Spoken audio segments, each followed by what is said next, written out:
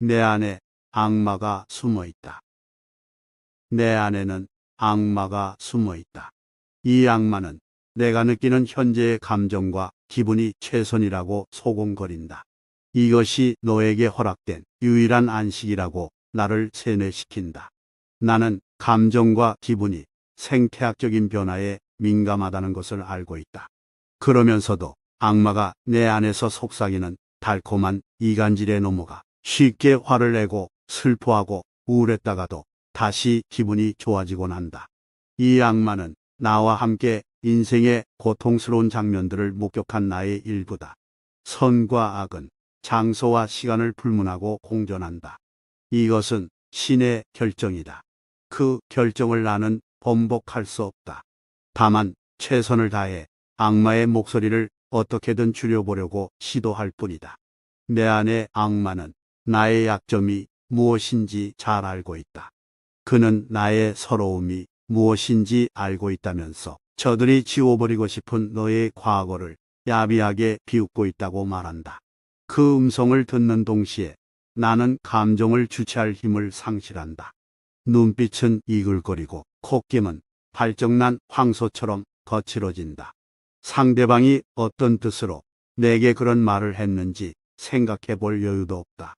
잠시 숨을 돌리고 내 감정을 다독거릴 기분도 아니다. 실컷 욕을 퍼붓고 난 후에야 어리둥절해하는 그의 표정이 눈에 들어온다. 그때는 이미 후회해도 소용없다. 가끔은 내 안에서 악마를 키운 장본인이 나였는지도 모르겠다는 의심이 들곤 한다. 폭발할 듯 분출하려는 증오의 용암을 대신 뿜어줄 또 다른 나를 찾았던 것인지도 모르겠다는 생각이 들곤 한다. 만약 그게 사실이라면 이 악마는 그동안 억울하게도 악마라는 이름으로 불려왔던 나 자신이다. 나라는 인간은 필요에 따라 나 자신을 악마로 만들어왔던 셈이다. 두려운 얘기다. 소름이 돋는다. 오늘처럼 내가 저주스러웠던 날은 없었다. 불성실한 행동, 타인에 대한 불순한 태도는 그 자태가 비록 아름다울지라도 결국에는 인생을 피폐하게 만든다. 사람은 자신의 위치를 깨달아야 한다. 우리는 선량한 삶을 살기 위해 태어났다. 더욱 선량해지는 것이 인간의 목표다. 그 같은 경지에 도달했을 때 육신을 붙잡고 늘어지는 온갖 종류의 욕망과 불만에서 벗어나게 될 것이다. 어떤 사람은 법을 통해 인간은 악으로부터 벗어난다고 말한다. 하지만 이 말은 틀린 것이다. 우리가 추구해야 할 삶은 강제성의 영향을 받아서는 안 된다. 내 안에서 우러나오는 진심만이 나를 인도할 수 있다. 법과 원칙에 따른 행동은 범죄를 저지르고 싶은 마음을 되돌리는데 불과하다. 설령 그것이 불가능할지라도 우리는 죄를 범하고 싶은 마음조차 가져서는 안 된다. 그러기 위해서는 스스로 각성하는 수밖에 없다. 부처는 밥을 지을 때도 온정성을 쏟는다. 20살 이후 멈춰버린 몸의 성장을 대체하기 위해서는 정신의 성숙이 필요하다. 정신의 성숙이란 의지로서 마음을 만드는 것이다. 20년간 형성된 의지의 표상으로 이후에 5, 60년을 살아간다는 것은 수학의 기본 개념만 깨우쳐도 불가능하다는 것을 알 수 있다. 인간에게 성장 이후의 성숙이 필요한 까닭이다. 이 성숙의 결과가 의지와 직결된다. 의지를 상실한 인간, 다시 말해 성숙에 도달하지 못한 인간은 축적된 의지를 허비하며 하루살이처럼 연명한다. 그 결과 의지의 활력은 세월이 흐를수록 부족해지고 심신의 불안정으로 미풍에도 인생은 부표처럼 떠올랐다 가라앉기를 반복한다. 사소한 일을 목전에 두었다고 해서 우리의 마음조차 사소하게 만들어서는 안 된다. 이는 자신의 마음이 사소해지는 원인이다. 하찮은 것들은 삐뚤어져도 상관없다는 생각은 자신을 삐뚤어지게 만드는 추진력이다. 비록 하찮은 실천이라도 그 마음만큼은 존귀하다.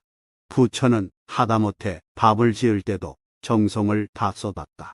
그 모습을 보고 제자가 부처에게 물었다. 사람이 어찌 이렇게 살 수 있습니까? 무슨 수로 그 모든 일에 열심을 다한단 말입니까? 그러자 부처는 사람으로 태어난 나의 처지가 미천하여 천한 일도 마다할 수 없기에 마다하지 않는 것뿐이다라고 대답했다. 성인으로 추앙받는 부처도 그리하였거늘 보통 사람에 불과한 우리의 삶이 경중을 따져 의지도 경중으로 나눈다는 것은 마음의 병, 다시 말해 의지가 병들었다는 것이 된다. 청소처럼 하찮은 일은 그 결과가 어찌되었든 내 인생과는 아무런 상관이 없다고 믿어버리는 것이 보통 사람의 일생이고, 청소일지라도 최선을 다한다면 겁만 닫고 끝나는 게 아니라 나의 내면과 정신이 닦여져 인생이 더욱 풍요로워진다고 믿었던 것이 성현들이 보여준 불굴의 의지다. 이를 뒤집어 생각했을 때 하찮은 일에도 최선을 다하는 것은 의지의 출현을 연습하는 중요한 행사라고 할 수 있다. 일생일대의 대사건이 발생하기를 기다리며 힘을 비축하는 것은 말이 좋아 비축이지 방관에 지나지 않는다.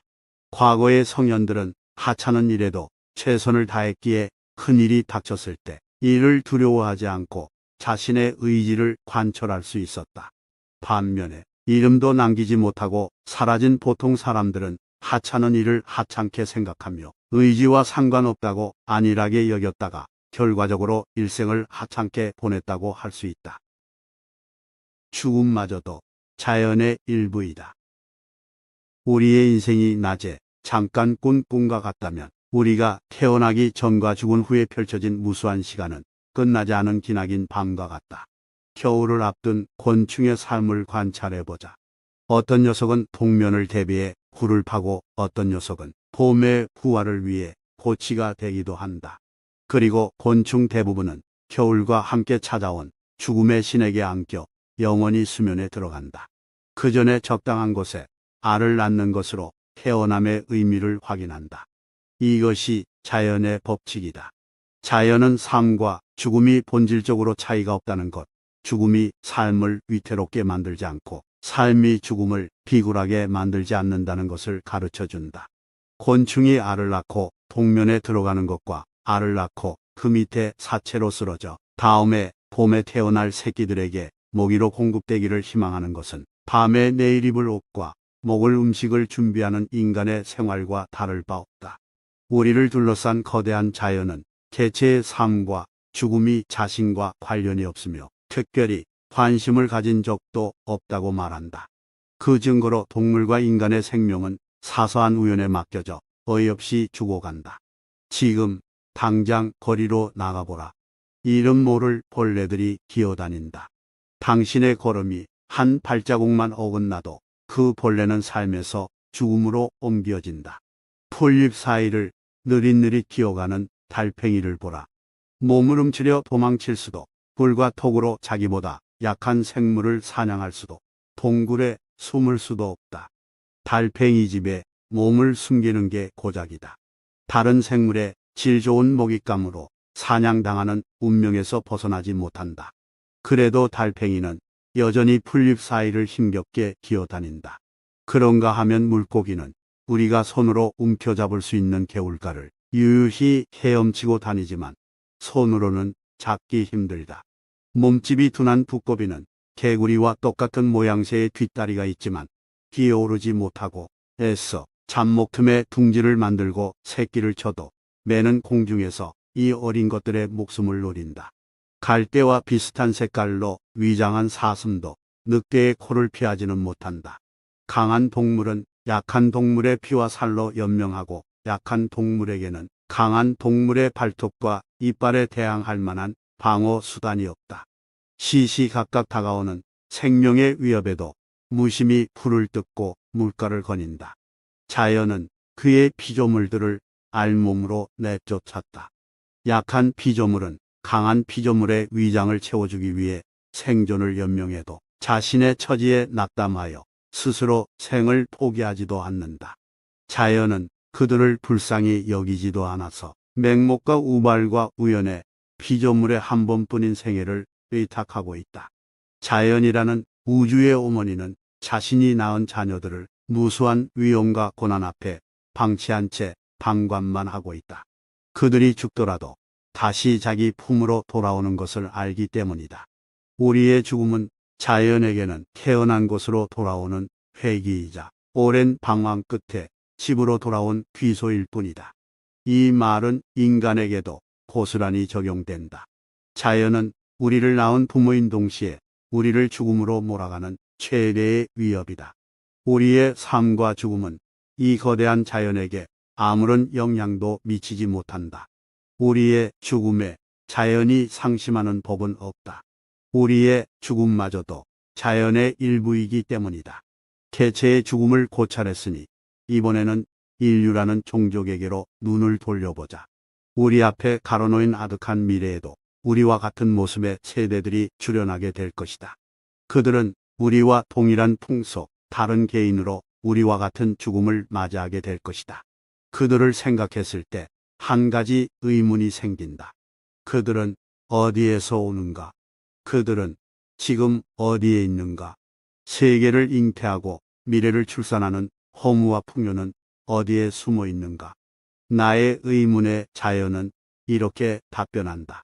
실제가 있는 곳, 즉 현재의 내부, 현재에 존재하고 있는 사물의 안쪽이다. 너의 안쪽, 이토록 멍청한 질문을 던지는 너의 아니다. 너는 본성을 잊어버린 채 가을의 낙엽이 지는 모습을 보며 슬퍼하지 않고 봄의 나뭇가지마다 초록빛으로 새롭게 단장하는 모습을 보고도 위로받지 못한다. 저 나뭇잎은 내 것이 아니다. 내 것과는 다르다라고 혼자 괴로워하고 있다. 나뭇잎이 계절에 따라 순환하듯 우리도 살고 죽는 문제에 구애받지 말아야 한다.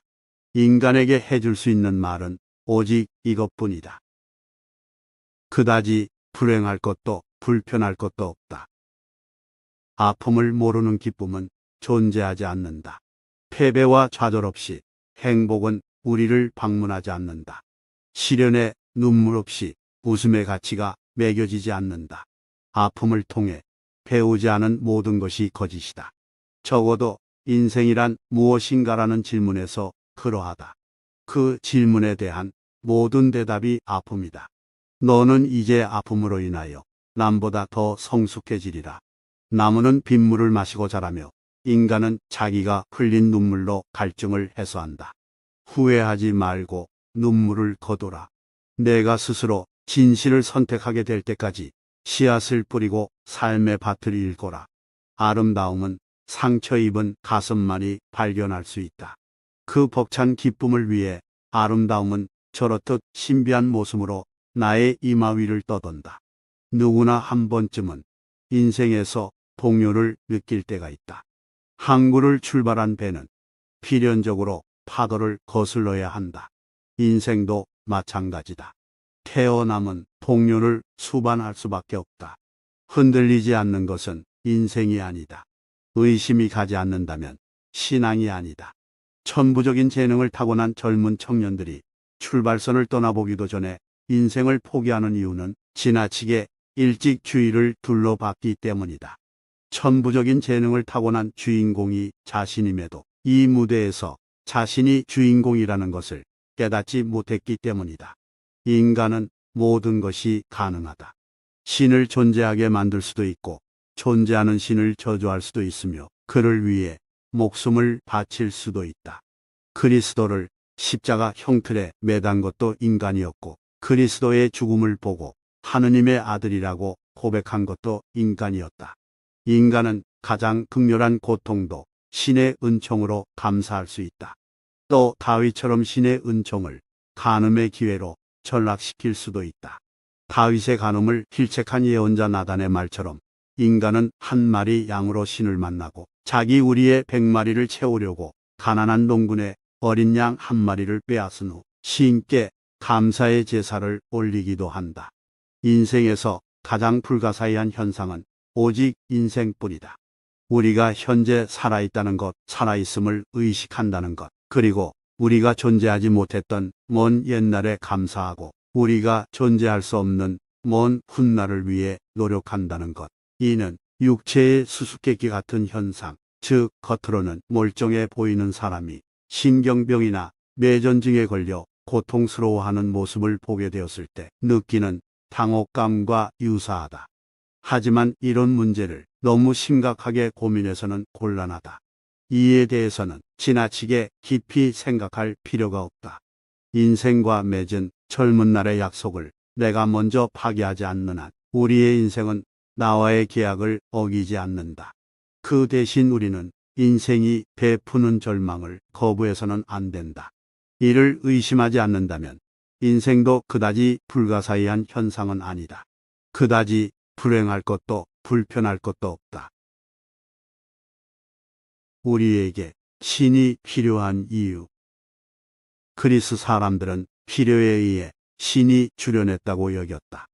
세계가 신을 필요로 했고 신 또한 세계를 필요로 했을 것이라는 주장이다. 신이 인간을 필요로 했고 인간도 신을 요구했다는 개념은 인간의 가치를 최대한으로 확대 해석했기에 정서적 만족을 준다. 따라서 훌륭한 가르침이다. 고대 페르시아에서는 선한 신과 악한 신의 투쟁에서 세계가 파생되었다고 믿었다. 신들의 싸움에서 태어난 인간 또한 선과 악 둘 중 하나를 택할 수밖에 없다는 숙명론을 펼쳤다. 이 또한 수긍할 수 있다. 하지만 유대교만큼은 납득도 용서도 못하겠다. 유대교의 신은 자기 뜻대로 이토록 비참한 세계를 만들어 놓고는 자기 취미를 살려 강압적인 고리를 부과했다. 이 비참한 세계에서 오직 자기만이 행복해질 수 있는 권리를 남겨놓았다. 그는 피조물에게 속죄하지도 않고 죽음 뒤의 불멸도 이야기하지 않는다. 현세에서 착취당하거나 착취하는 인간의 모습을 구경하느라 정신이 없다. 내가 유대교를 중호하는 이유다. 라이프니츠가 말한 대로 이상적인 세계에도 신은 필요하다. 한마디 덧붙이자면 그 세계 모두를 만족시키는 신이 등장했다고 해도 사람들은 또 다른 종교, 또 다른 신을 찾아 헤맬 것이다. 지금 살고 있는 세계보다 더 나은 세계를 창조할 수도 있었다는 아쉬움이 인간을 유혹할 게 뻔하기 때문이다. 우리의 뇌리에 가득한 절망과 불안이 신이 창조한 세계는 완벽하다라고 외치는 자들의 논리에 반박하고 있다. 신이 창조한 세계의 피조물 중 가장 발달한 인간이 불완전하다는 것만큼 신의 실패를 완벽하게 증명해주는 증거는 없다. 성서의 기록대로라면 자신의 생김새를 본떠 만든 인간의 존재야말로 신의 열악함을 확인시켜주는 논리적 결과물이라고 해야 할 것이다. 반면에 세계는 인간이 저지른 죄과의 응보이며 인생은 그동안 인류가 저지른 죄에 대한 보복이라고 말한다면 우리가 사는 세계의 부조리와 잔인성에 고개를 끄덕이게 된다. 세상은 점점 더 살기 힘든 곳이 되리라는 비관론자의 주장에 공감할 수밖에 없다. 우리의 고뇌와 고통과 광기의 연민을 느낄 수 있다. 신의 존재를 인정하는 입장은 자신이 겪고 있는 불행과 고난을 신에게 떠넘길 수 있다는 점에서 편리하다. 모든 책임을 신에게 전가시킬 수 있다. 나의 어리석음도 불우함도 모두 세계와 나를 만든 신의 잘못이기 때문이다. 세계는 인간이 저지른 죄과의 응보라고 생각하는 사람들은 불행과 방탕이라는 저주를 자기 안에서 찾아내야 한다. 이 땅은 지옥의 식민지다. 이것은 지옥의 백성들을 공급하는 거대한 공장이다. 동시에 가장 완벽한 감옥이다. 누군가 그 사실을 말해주기 전에 우리 스스로 현실을 직시해야 하며 받아들여야 한다. 그것만이 이 땅에서 보잘것없는 생명을 유용하게 소비하는 방법이 될 것이다. 옛 시대의 철학자들, 가톨릭의 사제들, 각 나라의 뛰어난 현자들, 파라문고의 지혜자들, 불교의 지혜자들 모두 이를 인정하고 있다. 순수한 기독교인 또한 인간이라는 생명체가 타락에서 비롯되었으며 범죄에 의해 생산되었다고 믿어왔다. 이렇게 생각하면 인생은 설명하기가 아주 쉽다. 욕심을 부리지 않고도 만족할 수 있으며 신의 이름을 부르짖지 않아도 우리의 영혼은 겁나지 않는다. 세상 사람 모두가 자기 몫을 기다릴 줄 알게 된다. 모순과 고통과 질병과 불행은 하필이면 나를 찾아온 저주스러운 운명이 아닌 언젠가는 만나는 게 당연한 내 삶의 일부로 인정하게 된다. 그것이 우리가 실천할 수 있는 유일한 속죄다. 신을 대신해 우리가 이 세계에 베풀 수 있는 유일한 안식이다. 나를 포함한 모든 인간이 도덕적으로 가련한 존재들이다. 거울 속 얼굴만 쳐다보고 있어도 금방 알 수 있는 일이다. 그 때문에 수치스러워할 필요도 없고 격분할 필요도 없다. 사실 그대로를 인정하고 거울 속 나의 얼굴을 너그러이 용서해 주었듯이 문 밖의 사람들에게 용서를 베풀면 된다. 홀로 십자가를 짊어질 필요가 없는 것이다. 인류가 우리에게 기대하는 바가 없다는 것은 이 비참한 세상에서 그나마 위안이 되는 축복이다. 앞으로 우리는 서로의 이름을 부르는 대신 고통받는 자여 라고 불러야 할 것이다. 그 이름이 인간의 형상에 더 어울리기 때문이다. 인생의 전반기는 행복에 대한 갈망으로 꿈틀거린다. 그래서 행복을 가졌다고 말하는 자들에게 맹목적으로 헌신한다. 신에게 집착할 때도 바로 이 무렵이다.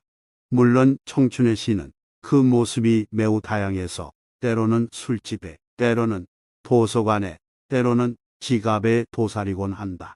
그러나 생의 후반기가 되면 갈망은 공포로 바뀐다.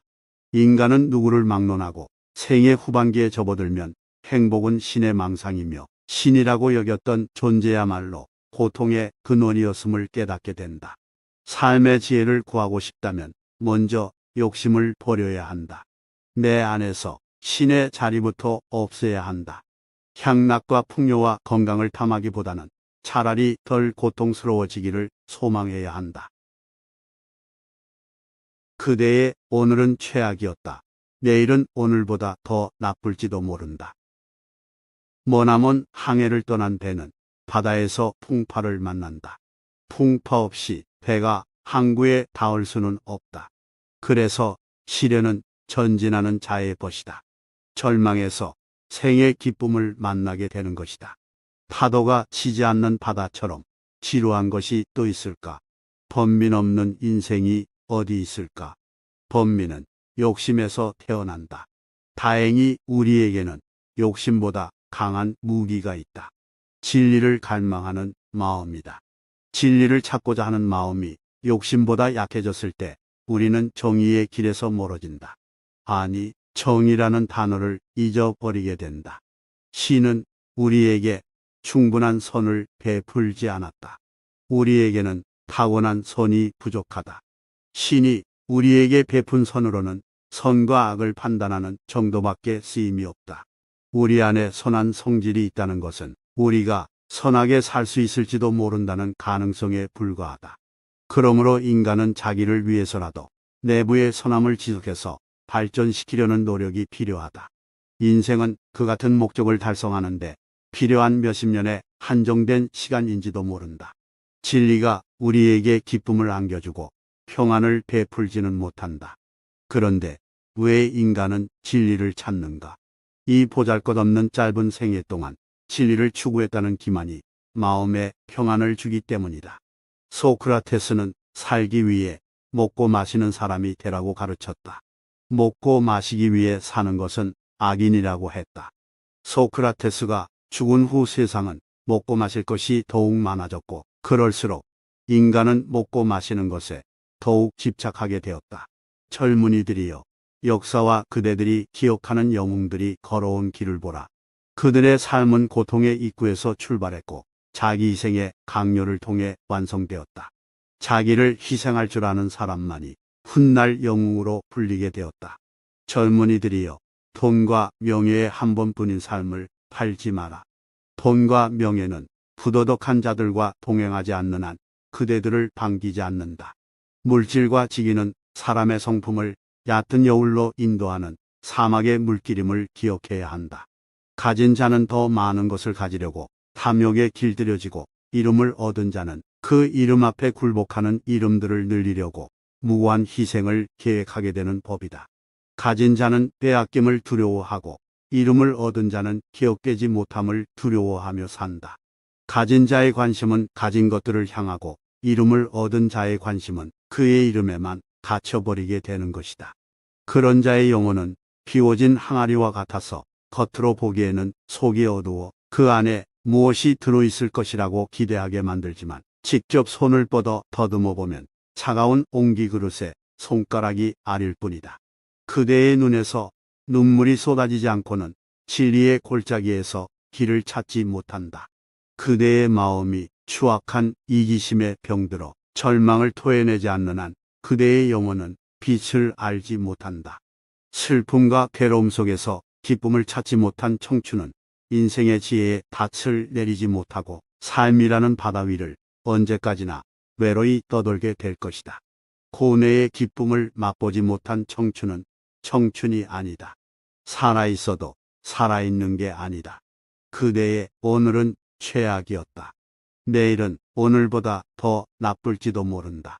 그것을 알면서도 그대의 청춘은 내일을 준비한다. 그것이 인생이라는 나그네의 길임을 그대는 알고 있기 때문이다. 지상에서는 그대의 고난 육신을 편히 쉬게 해줄 수 있는 안식의 땅이 없음을 그대는 알고 있기 때문이다. 평안과 안식은 그대에게서 삶의 의지를 빼앗는 적이다. 그대의 삶이 평안과 안식을 누리게 되었을 때 그대의 삶은 사육자의 의지를 따르게 된다는 것을 명심하라. 그대의 삶이 거대한 우리가 됨을 명심하라. 아르투어 쇼펜하우어를 가리켜 흔히들 염세주의 철학자라고 부릅니다. 그의 인생관을 확립시켜준 스승인 괴테가 보낸 서한들을 보면 쇼펜하우어 그는 분명 극도의 비관론자였습니다. 방관자적 시선으로 세계와 그 안에서 펼쳐지는 인간 군상의 모습을 차갑고 날카로운 비판들로 난도질하는 것으로 지적인 충족을 느끼는 괴팍한 인물이었습니다. 그리고 쇼펜하우어의 이런 염세주의 성향은 그가 살아온 환경에 의해 형성된 삶의 결과물이라고 할 수 있습니다. 쇼펜하우어의 인생은 소망하는 바가 이루어지지 않는 오히려 소망했기에 정반대로 고통이 부과되는 악순환의 반복이었습니다. 그의 젊은 날은 사랑했기에 여인들로부터 상처받아야 했고 지적으로 뛰어난 재능을 발휘하면 발휘할수록 세상의 혐오에 시달렸으며 사람들에게 상식과 정의를 요구할 때마다 그는 사람들로부터 멀어져야 했습니다. 그런데도 우리가 오늘날까지 쇼펜하우어를 기억하고 그가 남긴 저서에서 인생의 해답을 찾으려는 이유가 무엇일까요? 모두가 알다시피 그는 행복과는 거리가 먼 인생을 살았고 그가 우리에게 들려주는 말은 불안과 좌절, 고통과 절망뿐이었음에도 우리가 쇼펜하우어를 잊지 않고 찾아가는 이유는 쇼펜하우어가 인생 그 자체를 텍스트 삼아 삶의 고통을 철학으로 승화시켰기 때문일 것입니다. 인생은 고통이며 고통은 집착에서 비롯되고 따라서 집착을 버림으로써 우리는 고통의 소멸에 이를 수 있다는 비관에 대한 비관을 제시했기 때문입니다. 삶의 고통을 철학적 주제로 선택하고 그 절망의 순간들을 여과하지 않고 증명하고 파헤친 쇼펜하우어의 이런 용기야말로 사후 150년이 지난 이 순간에도 우리가 고통의 한때를 지나치며 쇼펜하우어에게 비관에 대한 비관을 기대하는 가장 큰 이유라고 생각합니다. 쇼펜하우어는 인간의 실존 자체를 철학의 목적이자 궁극적인 진리로 삼은 선구자였습니다. 쇼펜하우어의 철학은 절망에서 태어났습니다. 그러나 쇼펜하우어가 우리에게 들려주는 절망은 끝이 아닙니다. 하나의 몰락을 통해 새로운 가치가 잉태하고 태어나는 위대한 절망입니다. 새로운 나를 위해 현존하는 나의 절망이 희생되는 것입니다. 그래서 쇼펜하우어의 절망은 궁극의 희망입니다. 쇼펜하우어가 우리에게 들려주는 절망은 능동적인 절망입니다. 그가 추구했던 욕망은 가장 순수한 의지였습니다. 인간은 욕망의 표상이며 인간의 모든 활동은 욕망을 성취하고 싶어하는 의지의 출현입니다. 이런 진리를 간과한 채 눈에 보이는 사태만을 쫓아다니는 우리의 무지한 삶이야말로 절망의 본질이었던 것입니다. 포레스트 북스 출판사의 도서 당신의 인생이 왜 힘들지 않아야 한다고 생각하십니까? 이 책은 쇼펜하우어의 대표작인 의지와 표상으로서의 세계와 편지 및 일기 등을 토대로 새롭게 구성하였습니다. 시끄러운 자명종 소리가 새벽에 무딘 단잠을 깨워주듯 실존의 고통에 몸부림치며 인생을 저주한 옛 철학자의 독설이 우리 안에 감춰진 열망과 투지를 일깨워 줄 것이라고 기대해 봅니다.